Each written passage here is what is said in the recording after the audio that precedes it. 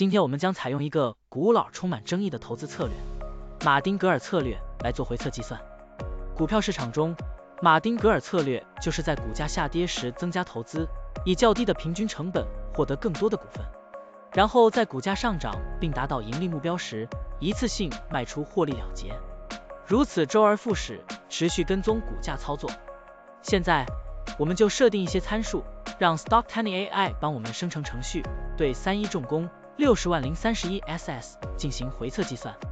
设定参数如下：最大买入次数7次，最大加仓比例 1.5 倍，每次买入股价下跌的比例 10%， 获利卖出的上涨幅度 5%， 运行时间从2023年1月1日到2024年5月2日，交易手续费设定为 0.10%。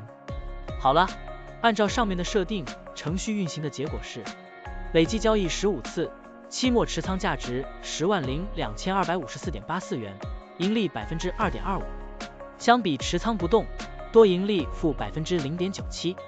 可以看到，橙色的持仓价值曲线比股价曲线更平缓。我们换一组参数，再尝试一下。最大买入次数5次，最大加仓比例 1.5 倍，每次买入股价下跌的比例 8%， 获利卖出的上涨幅度 3%， 这样就可以得到新的回测结果。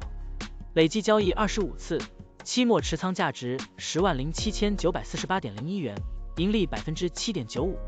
相比持仓不动，多盈利 4.72%。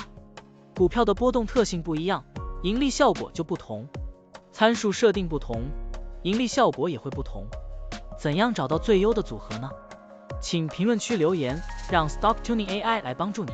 股票调优 AI， 利用 AI 技术赋能您的股票选择与操作。本站内容不构成对任何人的投资建议，您应当基于自己的独立判断做出决策。扫描二维码获取文字稿，欢迎点赞、评论、转发。